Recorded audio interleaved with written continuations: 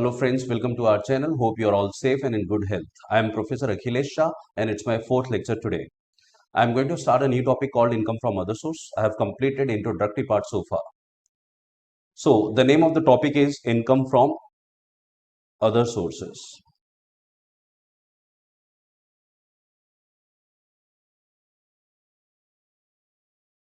Income from other sources. Friends हमारे income tax में section 14 है. सेक्शन 14 में इनकम को क्लासिफाई किया है under various heads of income. There are total 5 heads of income according to section 14. The first head is income from salaries.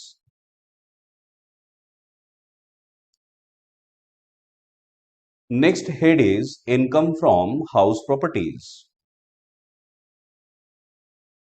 Income from house properties. Third head is income from business and profession. Business and profession. हम लोग इसको profit and gain from business and profession भी बोलते हैं. PGBP ऐसा short में बोलते हैं. Fourth head is capital gains. And the last but not the least, the fifth head, income from other sources. Income from other sources.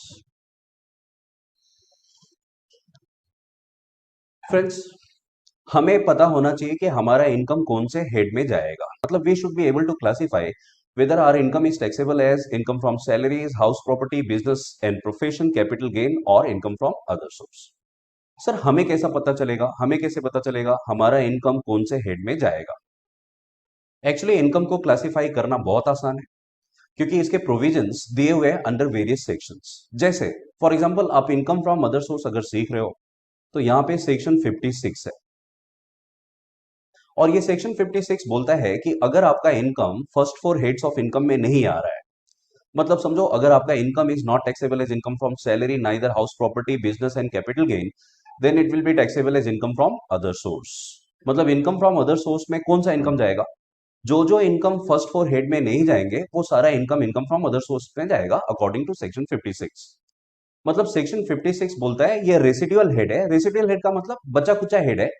जो जो income first 4 head में टैक्सेबल नहीं होंगे वो सारे income income from other source में taxable होगा. मतलब सेक्शन 56 के हिसाब से पहले हमें यह देखना चाहिए कि फर्स्ट 4 हेड में कौन कौन से इनकम टैक्सेबल होंगे, क्योंकि सेक्शन 56 के हिसाब से जो जो income first 4 head of income में आएगा वो income income from other source में नहीं आएगा, और जो जो इनकम फर्स्ट 4 हेड में नहीं आने वाले हैं वो सारे इनकम हम लोग टैक्सेबल करते हैं under the head income from other sources. तो I hope you are understanding. Now, before learning this chapter, income from other source, it becomes very important for all of us to understand कि first 4 head में कौन कौन से income taxable होंगे. तो sir अभी income from salaries में कौन सा इनकम टैक्सेबल होगा, इसको भी इन लोगों ने राइटली क्लासिफाई किया हुआ है और इसके प्रोविजंस दिए हुए हैं. जैसे इनकम फ्रॉम सैलरीज में सेक्शन 15 है. सेक्शन 15 बोलता है if the payer is employer, if the payer is employer and the payee is employee, and if there is employer-employee relationship between the payer and the payee, then such income will be taxable as income from salaries. तो section 15 में emphasize किया, importance दिया है to the employer-employee relationship. According to section 15, the payer must be an employer and the payee, the one who is receiving an income, must be an employee. अगर मालिक और नौकर का रिलेशनशिप है और इस रिलेशनशिप के वजह से एम्प्लॉय को नौकर को बेनिफिट हुआ तो एम्प्लॉय ऐसे इनकम को इनकम फ्रॉम सैलरीज बोलना चाहिए. ठीक है. फॉर एग्जाम्पल समझो मैं किसी कॉलेज में पढ़ा रहा हूं और कॉलेज मुझे सैलरी पे कर रही है, तो कॉलेज ने मुझे सैलरी पे किया तो वो मेरे लिए इनकम फ्रॉम सैलरीज होगा क्योंकि college is my employer, college मेरा बॉस है और मैं कॉलेज का सर्वेंट हूं, मैं एम्प्लॉय हूं. There is master and servant का relationship and therefore the salary receive by a college का lecturer from college will be taxable as income from salary. समझो एक बार once the university approach me and university asked me to set one paper. मैंने university of Mumbai के लिए paper set किया और university of Mumbai ने मुझे फीस दिया, पेपर सेटिंग फीस. तो वो पेपर सेटिंग फीस कहां पे जाएगा? अब मैंने आपको बताया कि मैं कॉलेज का एम्प्लॉय हूं, मैं काम करता हूं कॉलेज के लिए, सैलरी मुझे कॉलेज ने पे किया तो मेरे लिए इनकम फ्रॉम सैलरी. लेकिन यहां पे मैं काम किसके लिए कर रहा हूं? यूनिवर्सिटी के लिए. University is not my employer. Therefore, such income will be taxable as income from other source. है ना? सेक्शन 56 बोलता है कि भाई अगर फर्स्ट फोर हेड में नहीं जाएगा तो आप अदर सोर्स में लिख दो. हाउस प्रॉपर्टी में तो सवाल ही नहीं पैदा होता है ना? Business and profession, paper set करना कोई बिजनेस नहीं है. कैपिटल गेन, हमने एसेट बेचा नहीं, इसलिए paper setting fees received by a college lecturer from university will be taxable as income from other source since there is no employer employee relationship. तो I hope आपको समझा ये पॉइंट. बहुत सारे मैं इसमें एग्जांपल ले रहा हूं. समझो मैं किसी कंपनी में नौकरी कर रहा हूं और कंपनी मुझे सैलरी पे कर रही है, तो वो सैलरी मेरे लिए इनकम फ्रॉम सैलरीज होगा. समझो रिटायरमेंट हुआ और रिटायरमेंट होने के बाद हम लोग घर पे बैठे हैं, लेकिन कंपनी अपने को पेंशन दे रही है. तो अभी वो कौन सा income? Pension received by an employee after retirement will be taxable as what? है ना? तो ये भी इनकम इनकम फ्रॉम सैलरीज में ही जाएगा. सर क्यों ऐसा? नौकरी तो नहीं कर रहे. देखो सेक्शन 15 बोलता है there must be employer employee relationship. है ना? ऐसा नहीं बोलता है कि वो रिलेशनशिप प्रेजेंट होना चाहिए, पास्ट होना चाहिए या फ्यूचर. मतलब रिलेशनशिप इंपॉर्टेंट है. रिलेशनशिप में भी पास्ट, प्रेजेंट और इवन फ्यूचर. है ना? तो रिलेशनशिप के वजह से जो भी इनकम हुआ वो आप इनकम फ्रॉम सैलरी में ही लिखोगे. Even if the payer is a former employer. Even if the payer is a former employer. ठीक है? तो मैं पहले नौकरी करता था, अब मैं रिटायर हो चुका हूं, रिटायर होने के बाद भी पेंशन मिला, तो ऐसे पेंशन को भी इनकम फ्रॉम सैलरी बोलने का. क्यों? क्योंकि the payer is employer and the payee is employee. है ना? पहले काम करते थे, अभी काम नहीं कर रहे, और पहले काम करते थे उसके वजह से अपने को पेंशन मिला. है ना? मतलब there is employer employee relationship and because of which the pension received even after retirement will be taxable as income from salaries. आपको सबको पता है after the death of an employee the pension is paid to the family member. तो family member के लिए कौन सा income? Family member के लिए वो इनकम फ्रॉम अदर सोर्स होगा. क्यों? क्योंकि फैमिली मेंबर अभी एम्प्लॉय नहीं है. ठीक है? तो फैमिली मेंबर ऐसे इनकम को इनकम फ्रॉम अदर सोर्स में लिखेंगे. है ना? तो आपको ये समझ में आ रहा होगा, बहुत सिंपल सा पॉइंट है. Next example. समझो एक डॉक्टर है, वो मेडिकल कॉलेज में पढ़ाता है और पढ़ाने के लिए उसको सैलरी मिला कॉलेज से. मेडिकल कॉलेज से सैलरी मिला, तो कौन सा इनकम? कुछ स्टूडेंट्स बोलते हैं सर वो income from business and profession में जाएगा. Answer is wrong. ये भी इनकम है ना. डॉक्टर को अगर सैलरी मिलता है कहां से? मेडिकल कॉलेज से, वहां पे वो एम्प्लॉय है, तो भी वो इनकम इनकम फ्रॉम सैलरी में जाएगा. मतलब आपको क्वालिफिकेशन नहीं देखना है, आपको रिलेशनशिप देखना है. ठीक है? तो उस कॉलेज में अगर प्यून काम कर रहा है तो भी इनकम फ्रॉम सैलरी. स्टाफ काम कर रहा है, इनकम फ्रॉम सैलरी. है ना? उस कॉलेज में डॉक्टर्स एज एन एम्प्लॉय काम कर रहे हैं तो भी इनकम फ्रॉम सैलरी. लेकिन समझो अगर डॉक्टर ने खुद का डिस्पेंसरी, हॉस्पिटल, नर्सिंग होम वगैरह चालू किया, क्लिनिक चालू किया, है ना, कोई मेडिकल एस्टेब्लिशमेंट है उसका खुद का, and the doctor is running hospital making money, तो ऐसे इनकम को आप income from business and profession में डालना. ठीक है? अभी आपके अकाउंट से रिलेटेड, ऑडिट से रिलेटेड, इनफैक्ट आपको पता होगा इंटरनल ऑडिटर और स्टैट्यूटरी ऑडिटर. इंटरनल ऑडिटर मतलब कंपनी ऑडिटर को अपॉइंट करती है और वो ऑडिटर कंपनी के इंस्ट्रक्शन के हिसाब से ऑडिट करती है. तो इंटरनल ऑडिटर कंपनी का एम्प्लॉय हुआ, कंपनी के इंस्ट्रक्शंस के हिसाब से वो काम करेगा, कंपनी उसको फिक्स सैलरी पे करती है. तो इंटरनल ऑडिटर को अगर सैलरी मिला, फीस मिला, तो वो फीस भी इनकम फ्रॉम सैलरी में टैक्सेबल होगा. But as against internal audit fees, statutory auditor का fees will be taxable as income from business and profession. क्यों? क्योंकि स्टैट्यूटरी ऑडिटर एम्प्लॉय नहीं होता है. ऑडिट कैसे करना है वो ऑडिटर डिसाइड करता है. मतलब वहां पे कॉन्ट्रैक्ट होता है एक्चुअली. है ना? अभी समझो मैंने किसी कंपनी का ऑडिट का काम लिया, तो ऑडिट कैसे करना है वो मैं डिसाइड करूंगा. स्टैट्यूटरी ऑडिटर कंपनी का एम्प्लॉय नहीं होता है और इसलिए स्टैट्यूटरी ऑडिटर का income income from business and profession में जाएगा. वो मेरे लिए बिजनेस और प्रोफेशन. ठीक है? I hope you are understanding. बहुत सारे एग्जाम्पल है इसमें, और भी दूसरे एग्जाम्पल मैं आपको बताऊं तो, जैसे आपने member of parliament, member of legislative assembly और मेंबर ऑफ लेजिस्लेटिव काउंसिल के बारे में सुना होगा. है ना? हम लोग इसको member of parliament, member of legislative assembly and council को हिंदी में सांसद और विधायक भी बोलते हैं. एमपी मतलब सांसद और एमएलए एमएलसी को विधायक बोलते हैं. मराठी में हम लोग खासदार आमदार बोलते हैं. अब these people are called as representative of public. हम लोग उसको जनप्रतिनिधि बोलते हैं और ये काम पब्लिक के लिए करते हैं, लेकिन सैलरी इनको कौन देता है? Government.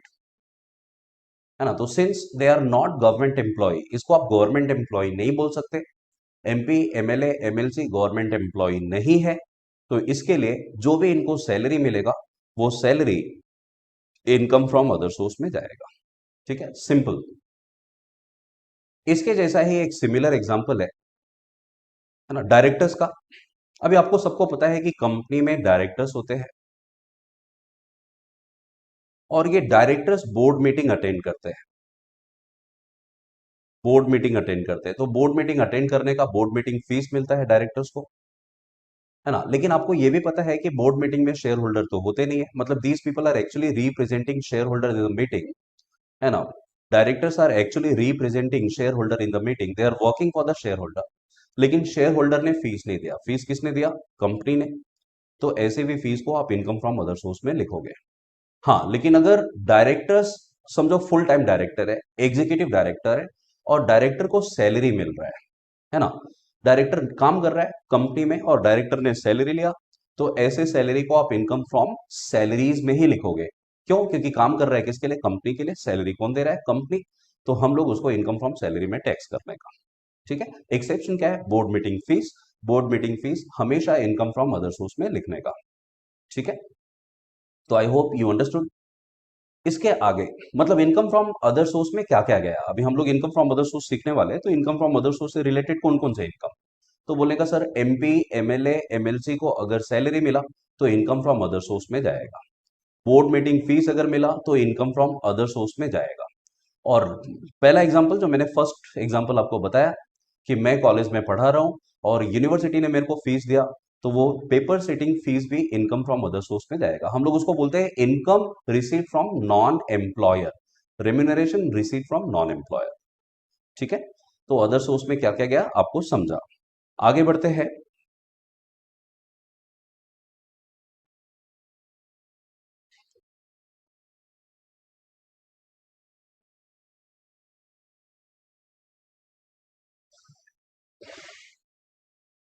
Income from house property में सेक्शन 22 है और सेक्शन 22 बोलता है there must be a house property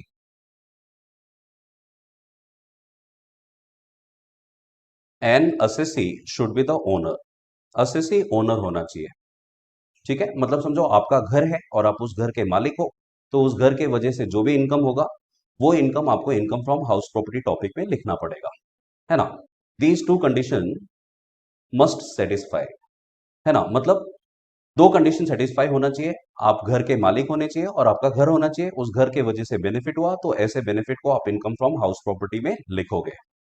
अगर ये दो कंडीशन सेटिस्फाई नहीं होते हैं तो income will not be taxed under income from house property. For example, समझो मेरे पास घर नहीं है लेकिन मेरे पास प्लांट एंड मशीनरी है, मेरे पास एयरक्राफ्ट है, व्हीकल्स है, और मैंने एयरक्राफ्ट वगैरह, प्लांट एंड मशीनरी वगैरह रेंट पे दिया। समझो मेरे पास ओपन ग्राउंड है, ओपन प्लॉट ऑफ लैंड है और उसको मैं रेंट पे दे रहा हूं, तो आप ऐसे रेंट को कहां पे लिखोगे? तो हम लोग ऐसे रेंट को इनकम फ्रॉम अदर सोर्स में लिखेंगे। क्यों? क्योंकि घर है ही नहीं। घर को अगर रेंट पे देते हैं तो हाउस प्रॉपर्टी, घर के अलावा अगर कोई दूसरा प्रॉपर्टी आपने रेंट पे दिया तो इनकम फ्रॉम अदर सोर्स में जाएगा। सेक्शन 56 बोलता है कि अगर आपका income income from house property में, मतलब first four heads of income में नहीं जाएगा तो आप ऐसे इनकम को इनकम फ्रॉम अदर सोर्स में लिखो। ठीक है, आगे बढ़ते हैं। इसमें दूसरे भी एग्जांपल मैं बता रहा हूं। समझो जैसे ए है, ए ने अपना प्रॉपर्टी बी को रेंट पे दिया, तो हम लोग बोलते हैं A being the owner has let out his property to B, है ना। Who is B? B is tenant, हम लोग भाड़ोत्री बोलते हैं बी को। B is paying rent to A, A कौन? ओनर। तो ओनर के लिए income will be taxable as income from house property. क्यों? क्योंकि इसके लिए दोनों कंडीशन सेटिस्फाई हुआ, घर भी है और ओनर भी है। लेकिन आप समझो बी, बी ने इस घर को फर्दर सबलेट किया, लेट आउट प्रॉपर्टी को ये सबलेट कर रहा है, भाड़े का घर भाड़े पे दे रहा है, भाड़े का घर भाड़े पे दे रहा है। समझो इसने सी को सबलेट किया, तो हम लोग इसको सबलेट, हम लोग इसको सब टेनेंट बोलते हैं, है ना। हम लोग बोलते हैं B has subletted his property to subtenant. अभी सी इसे रेंट दे रहा है, सी बी को रेंट दे रहा है, तो बी के लिए कौन सा इनकम? बी बोलेगा इनकम फ्रॉम अदर सोर्स। क्यों? क्योंकि B is not the owner of the property.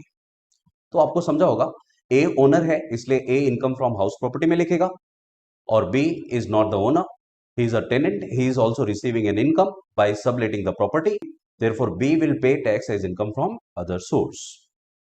ठीक है, तो यहाँ पे इनकम फ्रॉम अदर सोर्स में रेंट फ्रॉम सबलेटिंग आ गया, इनकम फ्रॉम अदर सोर्स में रेंट फ्रॉम सबलेटिंग आ गया। ठीक है, आगे बढ़ते हैं, नेक्स्ट एग्जांपल।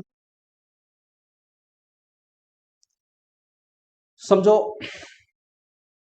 मैंने घर किसी को रेंट पे दिया, हाउस प्रॉपर्टी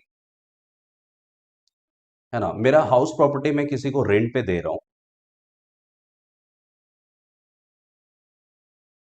और हाउस प्रॉपर्टी के साथ मैंने अदर एसेट भी रेंट पे दिए,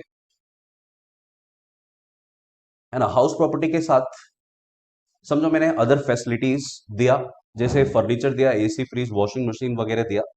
तो यहाँ पे I am charging rent not only for the house but for the other asset as well. तो जो भी रेंट में चार्ज कर रहा हूं, ऐसे रेंट को हम लोग कंपोजिट रेंट बोलते हैं, ऐसे रेंट को हम लोग कंपोजिट रेंट बोलते हैं।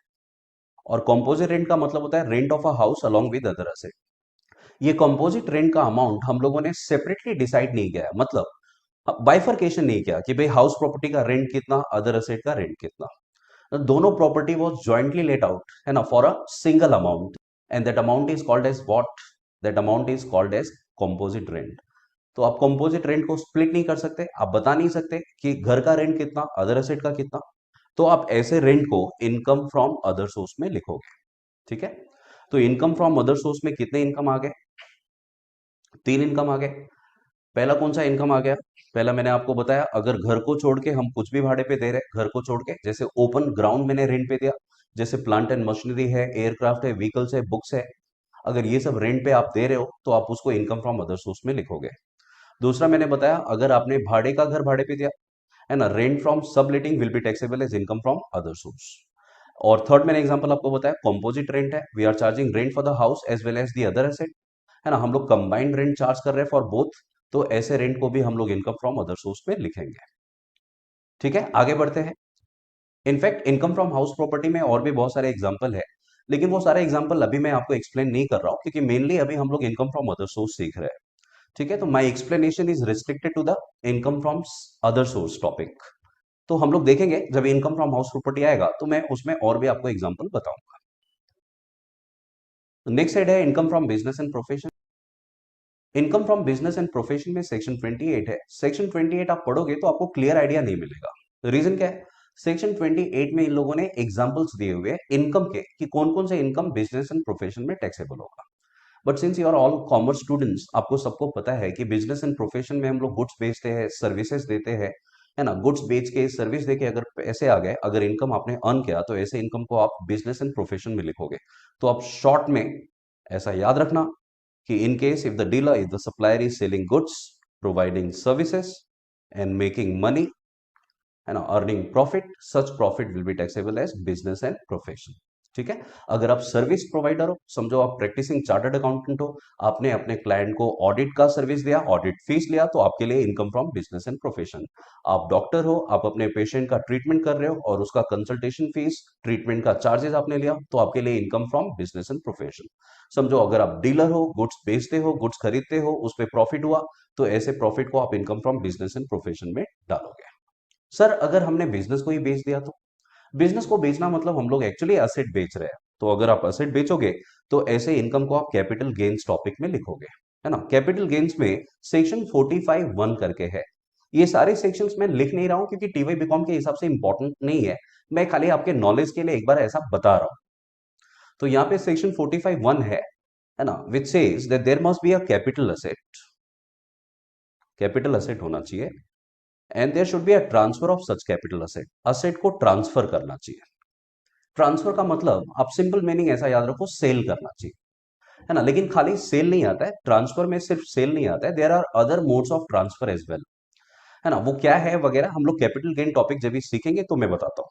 ठीक है, तो समझो अगर आपने घर को रेंट पे दिया, हाउस प्रॉपर्टी को रेंट पे दिया, तो आप इनकम फ्रॉम हाउस प्रॉपर्टी का फॉर्मेट बनाओगे। बट इन केस अगर आपने घर को ही बेच दिया तो आप कैपिटल गेन का फॉर्मेट बनाओगे। अगर आपने गुड्स बेचा, सर्विसेज दिया, तो बिजनेस एंड प्रोफेशन का फॉर्मेट बनाओगे। अगर आपने बिजनेस को ही बेच दिया तो आप कैपिटल गेन्स का फॉर्मेट बनाओगे।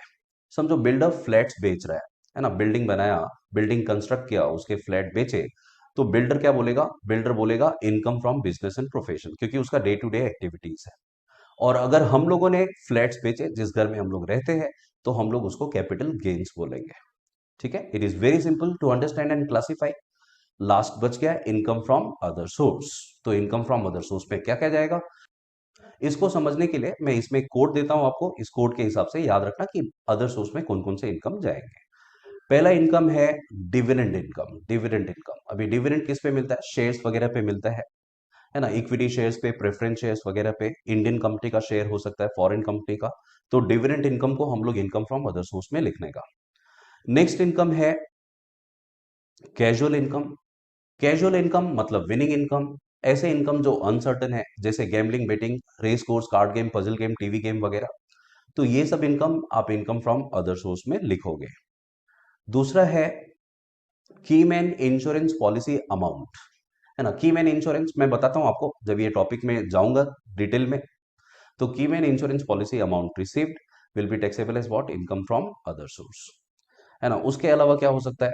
समझो अनडिस्क्लोज सोर्सेस से आपको इनकम हुआ, तो इनकम फ्रॉम अदर सोर्स में लिखोगे, है ना। समझो एमपी, एमएलए, एमएलसी, अभी अभी मैंने बताया member of parliament, member of legislative assembly and council, they are receiving salary from the government for serving the people.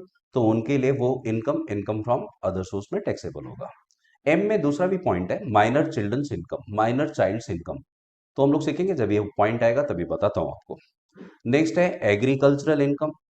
Next है एग्रीकल्चरल इनकम। अभी एग्रीकल्चरल इनकम अगर आपको हुआ, फार्मर को एग्रीकल्चरल इनकम हुआ, तो वो इनकम फ्रॉम अदर सोर्स बोलेगा। दूसरा है अवार्ड, है ना। अवार्ड अगर आपको गवर्नमेंट ने दिया, प्राइवेट इंस्टीट्यूशन ने दिया, तो इनकम फ्रॉम अदर सोर्स।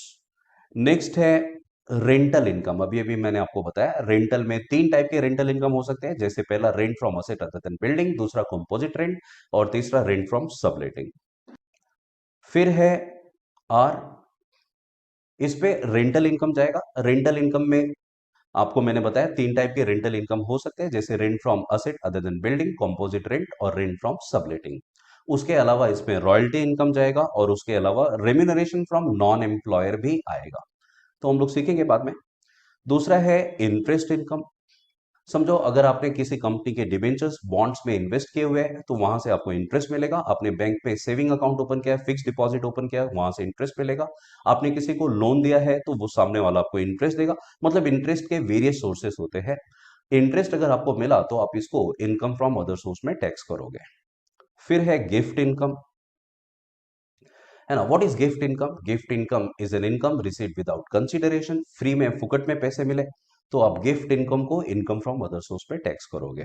और लास्ट है board meeting fees and family pension. Board meeting fees and family pension, ये भी income income from other source में आएगा। ठीक है, तो इसके आगे मैं नेक्स्ट लेक्चर में आपको डीसी कुमारी जीएफ का फुल फॉर्म बताता हूं, और उसके टैक्स इंप्लीकेशंस बताता हूं कि कौन सा इनकम एग्जिम्ट और कौन सा इनकम टैक्सेबल। ठीक है, till then goodbye, take care.